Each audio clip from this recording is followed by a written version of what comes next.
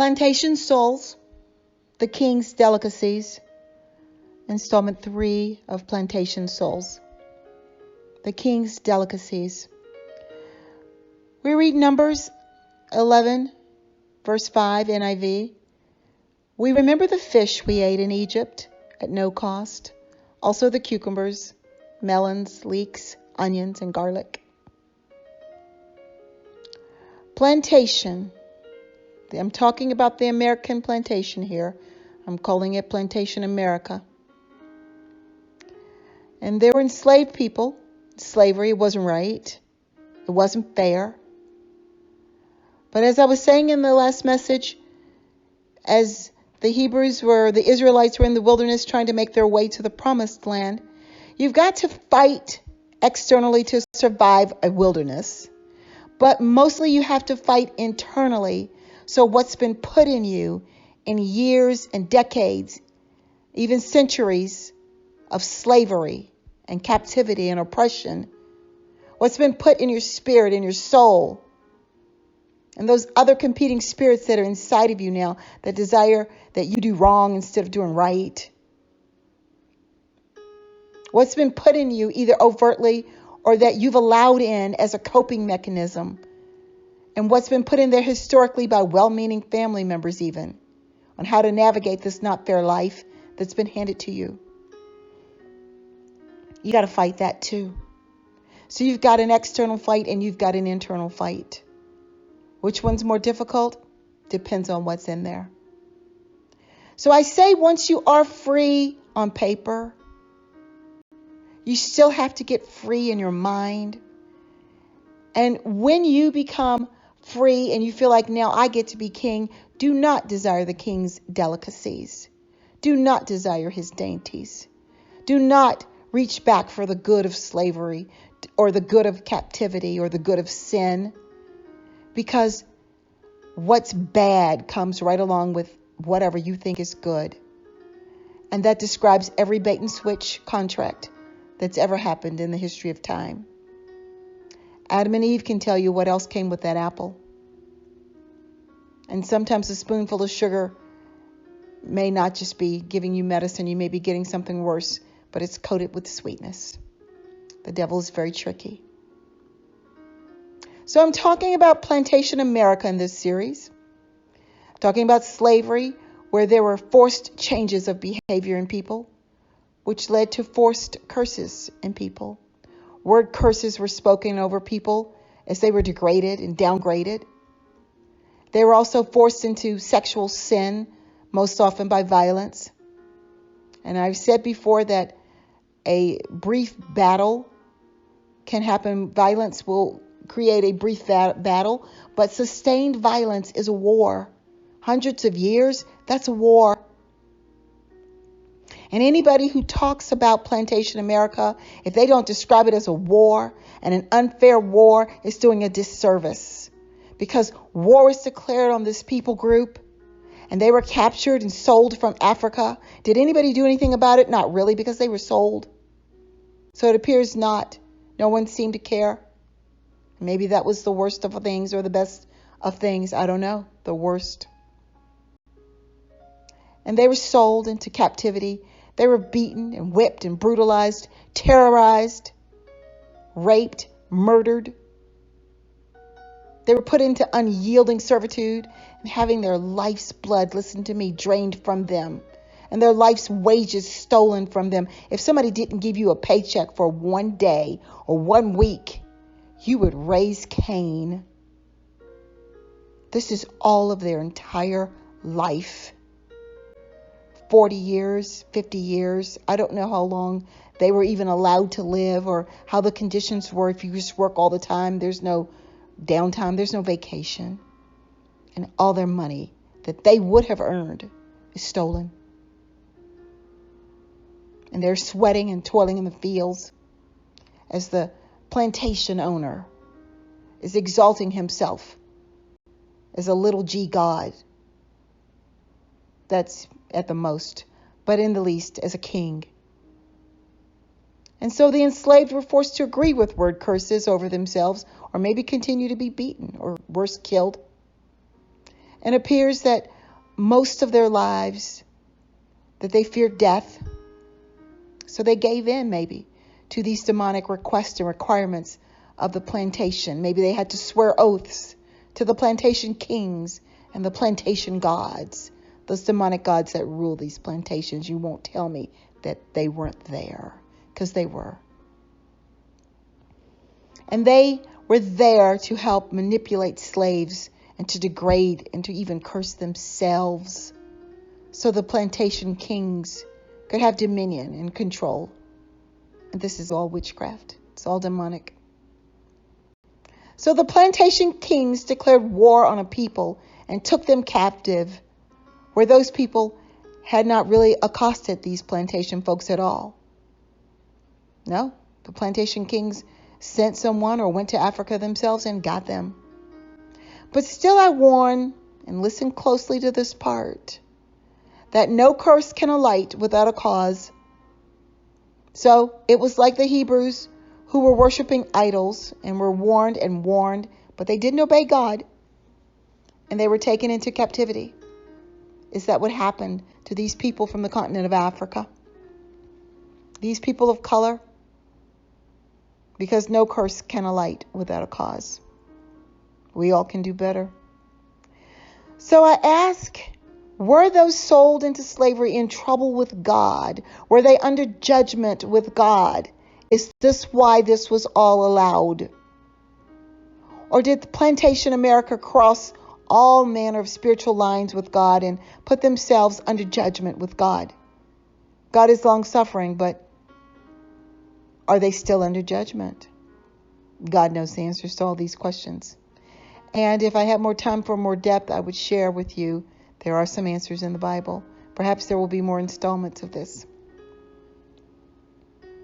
So while in plantation America, renouncing God perhaps, that's a common war tactic, the enslaved were not allowed to serve whatever, I'll say little g gods they may have been serving, because I really think they were in trouble for idolatry.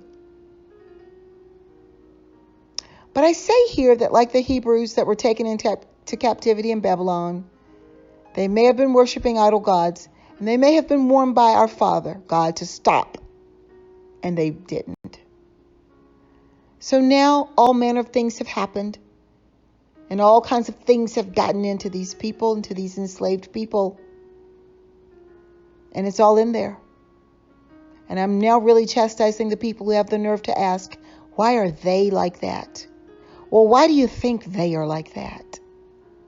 If you treat a person like an animal, and you put them in barely survivable conditions, why would you wonder that they're in survival mode? Are you kidding? Yeah, we can quickly review survival mode. There's a message entitled Survival Mode, or How to Get Out of Survival Mode. This is just a short little review of it. Please find it. It's on this channel, and you can glean from it. So survival mode puts people into a fight or flight condition. A lot of stress hormones are released in the body. And during these times of crisis and chaos and traumatic experiences, people enter in survival mode. And their normal thinking brain kind of goes retrograde.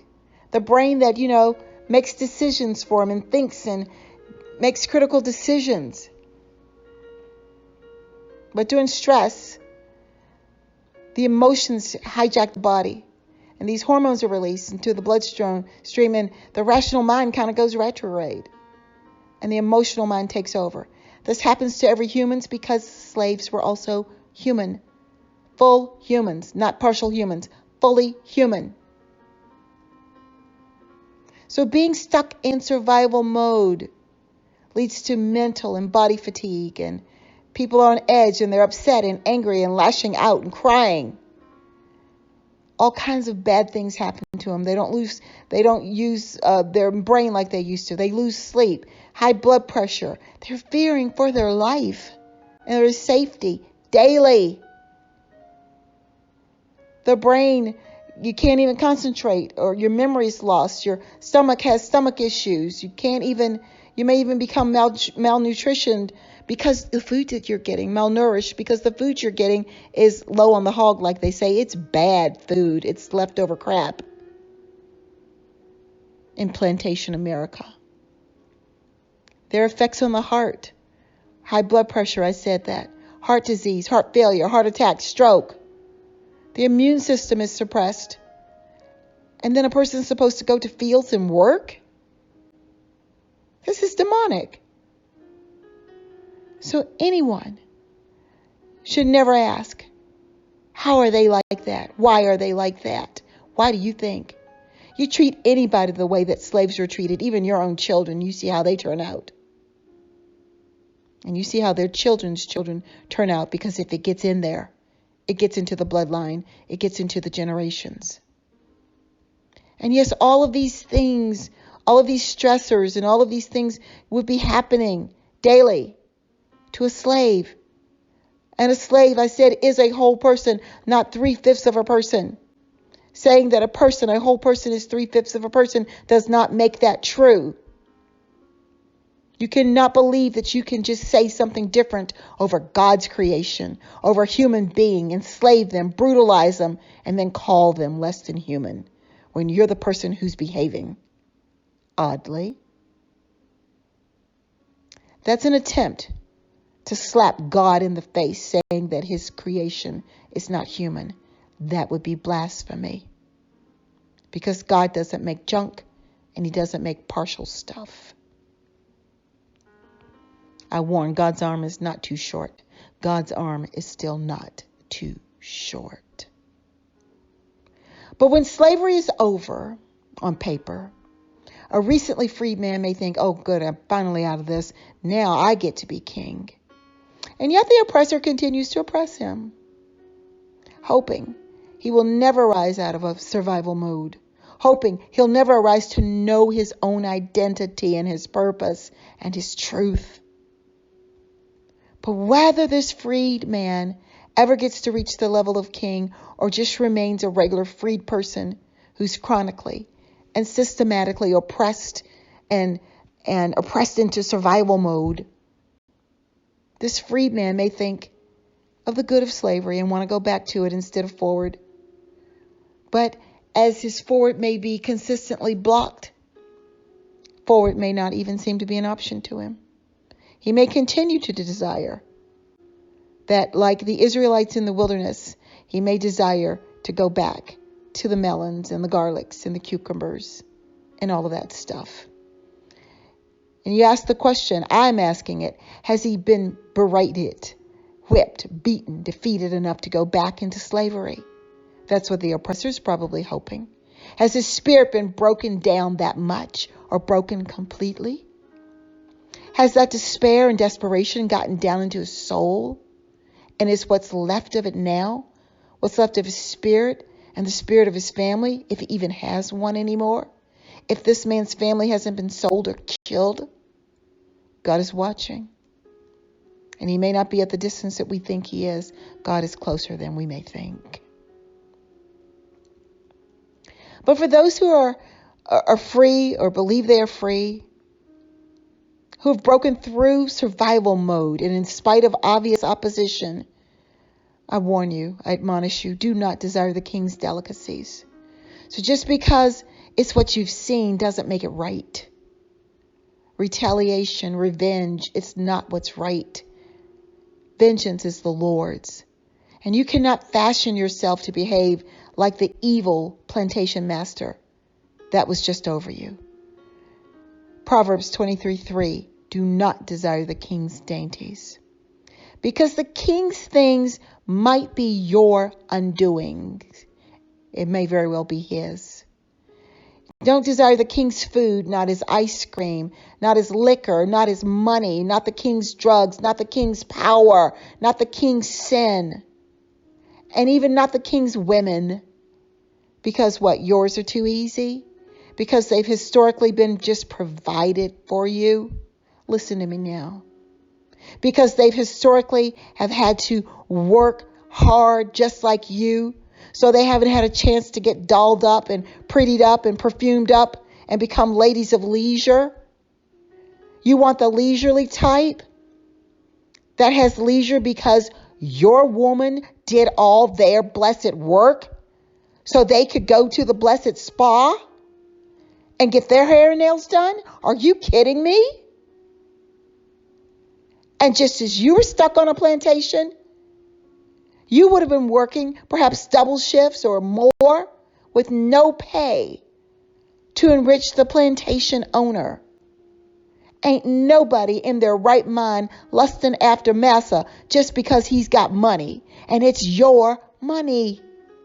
And we know it's your money. It's our money.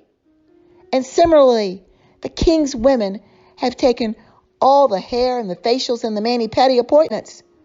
We can't even get one for those services, if we could even afford it. Additionally, why was the master creeping on the slave women if what he had was so satisfying? In modern times, I admonish you, love your own wife. Drink waters from your own cistern. Love your women. Be all the man you should be, so that your woman can be as feminine as she can be. A woman can only be as feminine as you allow her to be. And that's going to take trust and faith and love. You see, it's not like that now. But what's in you is historical expectancy. It's not reality and not faith in what you know this could be in a relationship for your own woman. So she can be a woman, just be a woman and not have to do the work of a man also doing everything on her own. No. You want to help the woman of leisure to remain at leisure because she looks better? Are you kidding me? Instead of taking some or all of the unnatural burdens off your own woman? There's no love in that. Not even self-love. That's straight up plantation mentality. And until deliverance, whatever prances in front of your eyes can steal you away. You need deliverance. What's showcased on TV for your viewing pleasure? Is that what God said? The eyes are never full. Lust of the eye, lust of the flesh, pride of life. Just because it's what you see all the time should not make it what you want, unless you have no willpower, that your soul has been beat down so much that you have no willpower. It means your soul is so weak because your will is part of your soul. And just because you see a thing, it's like food, alcohol, cigarettes, women. Just because you see it, you don't have to want it. And you want to make it in life, don't you? You want to be accepted. And your money will make room for you. But when you die, and I'm in modern times here, will you leave all the money to your former oppressors? The ones that caused all the jacked up ways you think and all the jacked up spiritual stuff that's going on in your life. Are you daft? Well, what am I talking about? Plantation mentality. You learn to work for nothing on the plantation. Is that still in there? Or do you need deliverance from that? Without deliverance, you may perpetrate that behavior. Your life's work, give it all back to the oppressors? No. Get your house in order. And all those things that helped you cope, but you enjoyed? Can you see now how that was all enticement for control? More of the king's delicacies. That still controls you. You need deliverance. That keeps your mind in the wilderness. That keeps your mind on the plantation. That keeps you as the same person that you were when you were a slave to the plantation, a slave to the world. And folks who are worried about vaccines, they're worried about their DNA changing from a vaccine, which cannot happen. But they are willfully allowing their own DNA to be changed with the expression of their DNA by not getting deliverance and continuing to sin and allowing any wicked thing in. Pick your side. We're at the pick your side part of the message. Pick your side. You're not better than other races. Do not hate other people groups. Pick your side. You are not less than other races. Do not hate your own kind.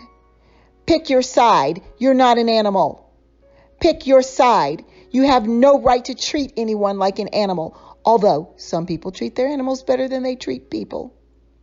Pick your side. People cannot be mated, human trafficked for money. People belong to God. Hands off. Pick your side. Babies cannot be sold. People cannot be sold. Babies are people. God's creations. God's property, not yours. Hands off. Pick your side. You are not made for stud service. Get married. Take care of your own kids. Build your own family. Prosper your own bloodline. Pick your side. You cannot own people. Pick your side. You cannot be owned. You are God's, and you are fearfully and wonderfully made. And if you were the aggressor or the oppressor, you need to repent. Because the blood of millions cries out from the ground on this land, this soil. And I'm not even talking about the Middle Passage, the millions of lives lost in that. But even the secrets that people think are buried in this soil, the blood is crying out from the ground. You may think it's buried, but it can't be hidden. It will come to light. And those people who are lost, they will be known. And even if you think other people don't know what you did, God knows. God can hear the voice of the millions killed or sacrificed demonically for the lust of money. Yeah, plantation money. And God asked Cain, where's your brother? Because Cain hated Abel. Yeah, but Cain wanted stuff. He wanted to keep the stuff that God told him to steward over and to bring part of it to God. Cain hated Abel because Abel obeyed God. And if Cain and Abel had been in Vegas, Abel would have told what happened in Vegas, while Cain would have continued to try to hide it. But his secret told on him. Plantation America. Plantation owners wanted all the stuff that all the Abels are still crying out from the ground. And every lie that is spoken over you to dominate you, to manipulate you, to control you is still a lie, and it's still a curse. And if you've been cursed by these words that you've heard, or the things that you've been forced to hear, or the things that you've allowed in just to cope, or the things that you thought were okay because you didn't have the education or the knowledge of the truth to know how to fight it or know how to resist it, you need deliverance. If you've been cursed by the words that you yourself have repeated, that you've spoken over yourself or your family in anger or haste or frustration or ignorance, never repeat what the enemy says to you. Not in your mind, and definitely never out loud. Do not perpetuate the curse that you've been indoctrinated to believe. Wake up. The fight is internal, first and mostly. The fight is in you first. The fight is spiritual, and you are spirit. You have a soul, and you are living in a body. The fight, listen, is for your soul. The fight is not to assimilate to make folk like you, especially folk who are not like you. The fight is that you love God with your whole soul.